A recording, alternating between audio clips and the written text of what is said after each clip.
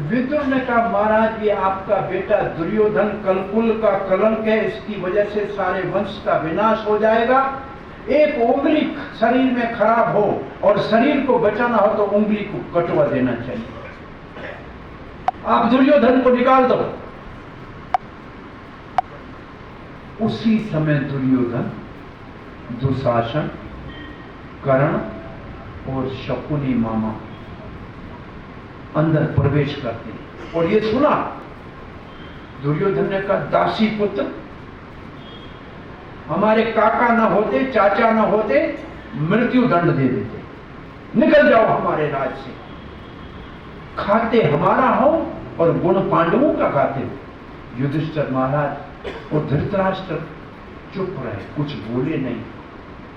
विदुर समझ गया, राजा इस दुष्ट पुत्र के मुंह में अंधा हो गया। विदुर बाहर निकला, अपना तीर कमान उधर ही रख दिया, बोला मैं दल नहीं बदलूंगा, और तीर्थ यात्रा करने चले गए। और तीर्थ यात्रा करते करते विदुर द्वारका भी गए थे। श्री कृष्ण के धराधाम से जाने का समाचार भी उनके पास था। फिर वृंदावन में जमुना के तट पे वो उद्धव से भी मिले थे, जो श्री कृष्ण के संदेश को लेके प्रतिनिधि के रूप में बद्रिक आश्रम जा रहा था। और दोनों का मिलन हुआ है वृंदावन में, और दोनों ने यहां जो आपस में वार्तालाप किया है, उस वार्तालाप में उद्धव ने कहा, श्री कृष्ण धरती से अपनी लीला को समेट के जाने के समय मुझे उपदेश दिया था। वो उपदेश भागवत के 11 स्कंद में उद्धव गीता के नाम से प्रसिद्ध है, 24 अध्यायों में। तो विदुर ने कहा, जो आपको कृष्ण ने उपदेश दिया वो मुझे भी बताओ। उद्धव ने देखा कि मैं छोटा हूं, ये बड़ी उम्र के हैं हमसे, इनको मैं उपदेश दूं ये मर्यादा का अतिक्रमण हो जाएगा। तब का उद्धव, जब मुझे श्री कृष्ण ने उपदेश दिया था प्रभास क्षेत्र में, प्रभास क्षेत्र कहते हैं सोमनाथ को, उस समय मैत्रेय ऋषि वहां आए थे और मेरे सामने श्री कृष्ण ने मैत्रेय को कहा था, ये उपदेश आप विदुर को देना। विदुर ने कहा, अंत समय कृष्ण ने मेरा नाम लेके मेरे लिए उपदेश देने के लिए मैत्रेय को कहा। विदुर की आंखों से आंसू बहने लगे, ऐसे शीतल आंसू, हृदय साफ हो गया कि भगवान ने मेरा नाम लेके याद किया। और वहां से विदुर चल के हरिद्वार आए, मैत्रेय ऋषि के पास बैठकर तीसरा और चौथा स्कंद भागवत का मैत्रेय ऋषि का विदुर के साथ संवाद है। ये दोनों स्कंद मैत्रेय की कथा है, विदुर सुन रहा है। वहां से जन्म सार्थक कर लिया। तो कहा, जिसने मुझे अपने घर से अपमानित करके निकाला था, आज मैं जाके उसी का उद्धार करूंगा। इसको बोलते हैं साधु। साधु वो है जिसके घर से अपमानित होके निकला था, उसी धृतराष्ट्र का उद्धार करने के लिए आज विदुर वापस हस्तिनापुर आए। साधु किसी से द्वेष नहीं करता, अपने से अपमान करने वाले को भी सम्मान देता है। ये साधु की परिभाषा बहुत उच्च कोटि की है। भगवान और भगवान के भक्त किसी को कभी पराया नहीं मानते हैं, हम सबको अपना मानते हैं। आप मानो न मानो, लेकिन वो सब अपना आप मानते हैं। वो विदुर जब आया तो पांडवों ने देखा कि आंखों की जैसे पलकें रक्षा करती हैं, ऐसे हम 5 बालक कुंती के साथ आए थे। इस विदुर ने हमारी पलकों के समान रक्षा की थी, हमारे पिता के समान है। बड़े आनंदित होते कि हमारे तो मृतक शरीर में प्राण आ गए, विदुर आप आए। लेकिन विदुर इसलिए नहीं आया था। विदुर तो धृतराष्ट्र को, जिसके घर से अपमानित होकर निकला था, उनके मुक्ति के मार्ग बताने के लिए आए। राज को धृतराष्ट्र को कहते थे। अब कब तक यहां भीम के हाथ से दिए हुए टुकड़ों के ऊपर पलोगे? धृतराष्ट्र कहता है, पहले दुर्योधन बड़ा दुष्ट था, अब ये युधिष्ठिर महाराज बड़ा आज्ञाकारी है, मेरे से पूछ के फिर काम करता है। विदुर ने कहा पहले दुष्ट में मोह था और अब शिष्ट में मोह है। मोह तो मोह ही है, हाथ में जंजीर लोहे की हो या सोने की हो, हथकड़ी तो हथकड़ी है भाई। तब वो कहने लगे विदुर जी, भीमसेन जिसने आपके 100 पुत्र मारे, वो कुत्ते की तरह तुम्हारे को रोटी देता है और तुम खाते हो, लज्जा नहीं आती? बोला क्या करूं, मुक्ति की इच्छा नहीं है, चलो मेरे साथ। बोला देखता नहीं। बोला मेरे कंधे के ऊपर हाथ रखो, तुम्हें ले चलता हूं हरिद्वार, गंगा जी के तट पे तुम अपना उद्धार कर लेना। आगे विदुर चला है, उसके कंधे के ऊपर धृतराष्ट्र ने हाथ रखा है। तब गंधारी ने कहा स्वामी मैं सती हूं, मैंने जिस दिन सुना था कि मेरे पति के नेत्र नहीं है, मैंने पट्टी बांधी थी, अब मुझे मत छोड़ के जाओ, मैं भी आपके साथ चलती हूं। गंधारी ने हाथ रखा धृतराष्ट्र के कंधे के ऊपर। तीनों यहां से चले हैं। सुबह उठे तो तीनों घर में नहीं मिले। महाराज युधिष्ठिर प्रणाम करने गया, धृतराष्ट्र नहीं, विदुर नहीं, पता करो कहां गए, पूछ पूछ के थके, पता नहीं लगा। तब नारद जी ने आके कहा महाराज उनको ढूंढने का प्रयास मत करो, आज से 5वें दिन वो गंगा जी के तट पे समाधि में बैठ के धृतराष्ट्र अपना शरीर अपने योग अग्नि से भस्म करेगा और माता को गंधारी उसके साथ सती हो जाएगी और विदुर भी अपना शरीर त्याग देंगे। महाराज समय सबका आता है, आप अपनी चिंता करो, अब उनको भूल जाओ। और इसके बाद में अब जो कथा आती है, मैं समझता हूँ अपने पास 10-15 मिनट है, या आरती करेंगे कि कथा ये पूरा करें इसका। हरे कृष्णा कृष्णा कृष्णा हरे हरे, हरे राम राम राम हरे हरे। अब पांडव समय से संन्यास लेते हैं, वीर संन्यास कहते हैं इसको।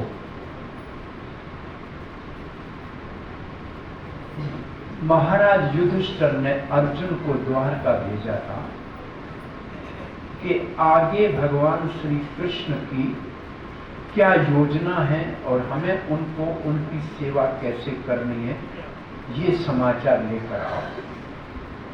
अर्जुन को गए, बहुत दिन बीत गए। महाराज युधिष्ठिर को अपसुकन होने लगे। गाय आंसू बहाती आंखों से दिखाई दे, कुत्ते भौंकने लगे महाराज को देखकर। महाराज ने कहा भीमसेन भैया, ये चारों ओर अपसुकन होने लगे हैं, मुझे शंका हो रही है, मुझे चिंता हो रही है, अर्जुन अब तक लौटे क्यों नहीं है? और इतनी देर में अर्जुन बाल बिखरे हुए क्षण भाव से चिंता में सभा में आया है। महाराज युधिष्ठिर ने पूछा भ्राता अर्जुन, ये तुम्हारी दशा कैसे हो गई? क्यों ज्यादा समय कभी अपने मित्रों के घर में रुकते हैं तो अपमानित होते हैं, तुम ज्यादा द्वारका रुक गए थे, किसी ने अपमान किया क्या? अच्छा, ब्राह्मणों को भोजन खिलाने के बगैर कभी पहले खाया, इसलिए तुम्हें दुख हो रहा है? या किसी अपने बराबर वाले से युद्ध में परास्त हुए इसलिए दुख हो रहा है? या किसी ने मांगा उसको आप रक्षा नहीं कर सके इसलिए दुखी हो रहे हो? सब कारण पूछते पूछते दुख के ऐसे तो, अरे हमारे वसुदेव कैसे हैं, मामा कैसे हैं, देवकी कैसे हैं, अरे बलराम कृष्ण, और कृष्ण शब्द आता।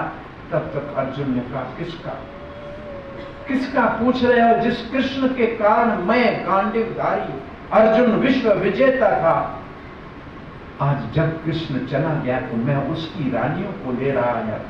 रास्ते में कुछ गोप आए, लाठियों से मुझ गांडीवधारी को परास्त करके ले गए। वो कृष्ण के साथ हमारा सारा वीरत्व, वैभव, बल उसके साथ था, वो चले गए, अब सब कुछ समाप्त हो गया। श्री कृष्ण हमको छोड़ के चले गए। इतना सुनते ही युधिष्ठिर महाराज ने अपना मुकुट नीचे रखा कि ये राज दिया था श्री कृष्ण ने, अब हम इस राज को नहीं करें। भीमसेन ने कहा मुझे राज का मत कहना, मैं आपके साथ चलूंगा। नकुल सहदेव ने अपना मुकुट नीचे रखा। अर्जुन तो पहले मुकुट पहना ही नहीं हुआ था। चारों भाइयों ने वीर संन्यास ले लिया। कहा कि अब हमारी जगह पे अभिमन्यु पुत्र परीक्षित को राज तिलक देके उसको सिंहासन के ऊपर बिठाओ, हम अब हिमालय जाएंगे, हम नहीं रहेंगे। और ये समाचार कुंती महारानी को महलों में मिला। कुंती महारानी ने कहा अर्जुन आया, मेरे यहाँ चरण स्पर्श करने आया नहीं, आशीर्वाद देने, सीधा महल कैसे चला गया? बोला महाराज, कुंती महारानी को समाचार मिला कि अर्जुन कृष्ण धरा धाम से चले गए हैं। ये समाचार युधिष्ठिर महाराज को सुना रहे हैं। कुंती कहती है कृष्ण चले गए, इतना कहा और कुंती का प्राण निकल गए। एक दशरथ महाराज ऐसे हैं, राम जी का लौट के नहीं आने का सुना, प्राण निकल गए। एक कुंती महारानी है, कृष्ण के जाने का सुना, प्राण निकल गए। इनको बोलते हैं वास्तव में भक्त वो भगवान से जुड़ा है तो जी रहा है, भगवान से अलग हो गया तो मृत के बराबर है। अब एक तरफ कुंती की अर्थी उठ रही थी और एक तरफ ये पांचों भाई द्रौपदी के साथ उत्तर बद्रिक आश्रम की तरफ जाने के लिए तैयार हो गए और दूसरी तरफ परीक्षित महाराज का राज तिलक हो रहा था। अब पांडव तो यहाँ से स्वर्ग आरोहण करते हुए आगे चले गए बद्रिक आश्रम से और परीक्षित महाराज राजा हुए। और परीक्षित महाराज जब राजा हुए तो दिग्विजय करने के लिए, दिग्विजय का मतलब 10 दिशाओं में विजय करना, अपने रथ में निकले तो लोगों ने पांडवों के द्वारा किए हुए जो पुण्य कर्म कार्य थे, जो भले कार्य थे, सब जगह उनको सुनने को मिला। बड़ी उनको प्रसन्नता हुई कि हमारे पूर्वज कितने उदार थे, कितने अच्छे काम करके गए हैं। इससे एक प्रेरणा मिलती है कि हमारे बड़े बुजुर्ग कोई अच्छा कार्य करके गए हैं, कहीं कोई मंदिर बना के गए हैं, कोई धर्मशाला बना के गए हैं, तो आने वाली पीढ़ियों को उसके ऊपर बहुत बड़ा गौरव अनुभूत होता है कि हमारे बड़े कितना अच्छा काम करके गए हैं। अब देखेंगे ये सारे बड़े बड़े बने हुए मंदिर, बड़े बड़े धर्मशालाएं, बड़े बड़े अस्पताल, ये सब कोई तो बना के गए हैं बड़े हमारे, और उसके बच्चे आज उसका सौभाग्य हो मिला। तो बहुत प्रसन्न हुआ महाराज परीक्षित दिग्विजय में। और फिर महाराज परीक्षित के दिग्विजय से लौट रहे थे, नदी के तट के ऊपर आश्चर्यचकित उनको एक दृश्य दिखाई दिया। एक दुबली पतली गाय आंखों से आंसू आ रही थी। एक 3/4 पांव कटे हुए, एक पांव के ऊपर लड़खड़ाता हुआ सफेद बैल आपस में बातचीत कर रहे थे। परीक्षित उनकी भाषा को समझ गए। बैल पूछ रहा था गाय से, तुम क्यों रो रही हो मैया? तुम्हारा दूध निकाल के तुम्हारा सम्मान नहीं करते हैं, तुम्हारे बच्चों को मार के खा जाते हैं, इसलिए तुम दुखी हो। गैया कह रही है, पूछ रही है, आपकी टांगे किसने तोड़ी? आप क्यों दुखी हो? इन दोनों की बातों को सुन के महाराज परीक्षित पहचान गए कि गाय पृथ्वी है, उसके ऊपर अत्याचार हो रहा है, इसलिए गाय के रूप में रो रही है। बैल धर्म है जिसके 3 टांगे टूटी हैं, एक टांग के ऊपर लड़खड़ा रहा है। पूछा तुम्हारे को कौन मार रहा है? और बाहर से देखा उसके पीछे बैल के काला कलूटा राजा के वेश में एक दुष्ट डंडा लेके बैल के पांव मार रहा था। परीक्षित ने तलवार निकाले का कहा, श्री कृष्ण के चरण चिन्हों से ये धरती अंकित है, ये पांडवों की राजधानी है। तुम जैसा दुष्ट गाय और बैल के ऊपर प्रहार करे, मैं जीवित नहीं छोड़ूंगा। उसने अपना राजा का वेश नीचे फेंक दिया, परीक्षित के चरणों में गिर के प्रणाम किया। कहा महाराज मैं कल चुक हूं, मैं आया तो समय मेरा पहले आया था, लेकिन जब तक श्री कृष्ण धरती के ऊपर थे मैं प्रवेश नहीं कर पाया। बोला अभी भी तुम प्रवेश नहीं कर सकते, परीक्षित का राज है। पर महाराज कोई जगह तो रहने को दो, मैं कहीं तो रहूंगा। बोला रहना है तुम्हारे को तो 4 जगहें देता हूं, जाके रहो। जहां जुआ होती है वहां रहो, जहां मदिरा पान होती है वहां रहो, जहां पशु हत्या होकर मांसाहार होता है वहां जाके रहो, जहां व्यभिचार होता है, विवाह से बाहर स्त्री पुरुष का संबंध होता है वहां जाके रहो। 4 जगहें कलयुग को रहने को दी। धर्म के 4 स्तंभ है। ये हाल है ना, इसमें खंभा है, इस खंभे के ऊपर ये सारा हाल खड़ा है। ऐसे धर्म 4 खंभों के ऊपर खड़ा है। पहला खंभा है सत्य, दूसरा दया, तीसरा तपस्या, चौथा पवित्रता। ये 4 खंभे ध्वंस होते हैं, गिर जाते हैं जब 4 पाप कर्म किए जाते हैं। नशा करने से तपस्या के खंभे का खंडन होता है, मांसाहार से दया का खंभा ध्वंस होता है, पशु हत्या से, मांसाहार से दया का खंभा ध्वंस होता है। नशा करने से तपस्या का खंभा टूट जाता है और व्यभिचार करने से पवित्रता के खंभा खंडित हो जाता है। तो वास्तव में ये 4 पाप कर्म है जो हमारे धर्म के मर्यादाओं के सारे स्तंभों को खंडित कर देती है। कलयुग ने कहा महाराज आपके राज में ये 4 स्थान है ही नहीं, कोई एक और स्थान दे दो, स्वर्ण में वास करो। धन जहां इकट्ठा होता है वहां झगड़ा होता है, उसको कहते हैं कलयुग। और ये 5 स्थान कलयुग को देके महाराज परीक्षित अपने राज में वापस आ गए। आज आप अगर देखो अच्छी तरह, हमारे घर में, गांव में, शहर में, देश में, दुनिया में ये 4 पाप के काम सरेआम हो रहे हैं कि नहीं हो रहे? नशे के दुकान खुले हुए हैं परमट छाप के नाम से सरकार के, कोई बंद कराने के लिए नहीं कह रहा, बढ़ते जा रहे हैं। दूध में पानी डाल के कोई बेचे तो झगड़ा करते हैं, पानी क्यों दूध में डाला, और शराब में पानी डाल के मूर्ख पीता है। पानी डाल के पीता है ना। और दूध वाला गली गली में बिक्रे के लिए आता है और वहां लाइन में खड़े होकर लेते हैं। क्या अधर्म कितना बढ़ गया है, कलयुग का कितने पांव पसर गए हैं। अरे घर घर के अंदर पहुंच गया है कलयुग जी। ये तो एक बड़ा नशा मैंने कह दिया, छोटे से छोटा नशा जिससे कोई घर खाली नहीं है। एक वैद्य थे राजस्थान के, वो कह रहे थे, अब नहीं रहे, अंग्रेज ने भारत में नवयुवकों की नींद, भूख और ब्रह्मचार्य, नींद, भूख और ब्रह्मचार्य का सत्यानाश मात्र चाय चालू करके किया। मात्र चाय चालू करके नवयुवकों की नींद, ब्रह्मचार्य और भूख को नाश किया। ये चाय नशा माना जाता। हम बच्चे थे, घर में किसी के चाय होती थी, बोलता नशे का घर है, मत जाना इधर, उस मोहल्ले में मत जाना। ये तो हमारे जीते जी की बात कर रहे हैं।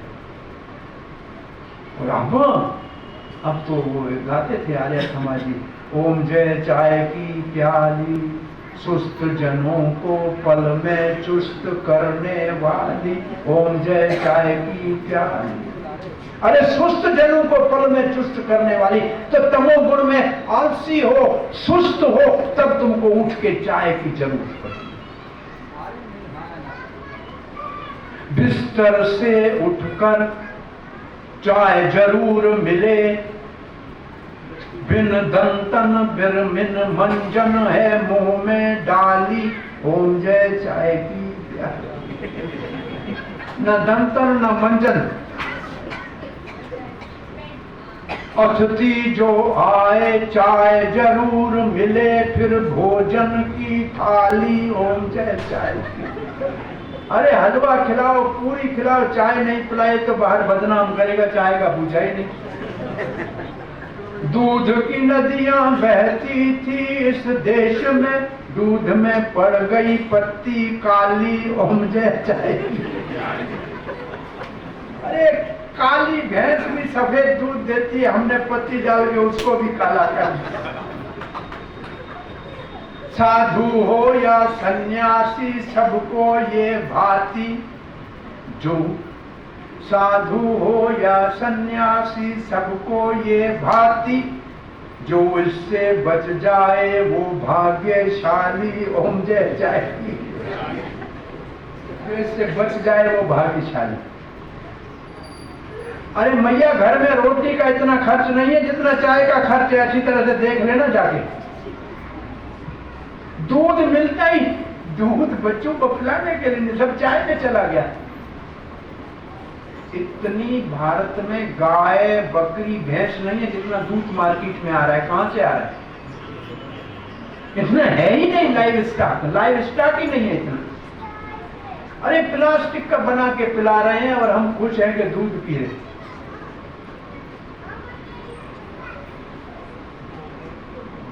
विभाजन के समय जितनी गाय थी वो गाय कम होके और कम हो गई है। अभी हमारे सब हर वैदिक भारतीय परिवार के घर में कम से कम 4-5 गाय होती थी। कम से कम 4-5 गाय होती थी। अंग्रेज ने फ्री में चाय पिलाना शुरू किया। आओ चाय पियो, मुफ्त चाय पियो। महीना एक मुफ्त चाय चलाई। फिर कहा पति मुफ्त में देता हूं, चाय अपने घर में बनाओ जाकर। हमारे घर में गाय का दूध था, हमने गाय के दूध में चाय बनाई। चाय पतली हो गई। उनसे पूछा, अरे तुम्हारी चाय तो पतली नहीं थी। बोला गाय का दूध थोड़ी है, भैंस का दूध। हमने गाय घर से निकाली, भैंस घर में लाई। अब भैंस का दूध बनाए वो पियोगे तो बफेलो ब्रेन होगा, भैंस वाला दिमाग होगा।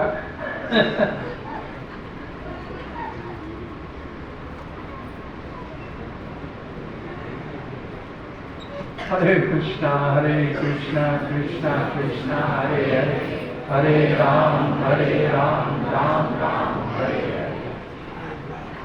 सो मैं कह रहा था, आप देखो चारों ओर नशा सरेआम है। मांस के ऊपर सरकार थप्पा लगाती है कि खाने के लायक है। अरे कोई मुर्गी कभी मरी हुई देखी है रोड पे? आज तक किसी ने मुर्गी मरी हुई देखी है? क्या मरती नहीं होंगी क्या? अरे सब मरी हुई देखने में जाती है। होटलों में मरे हुए खाते हैं, कोई जीवित भी है? कोई मरी हुई देखी है कभी? कहां चली गई?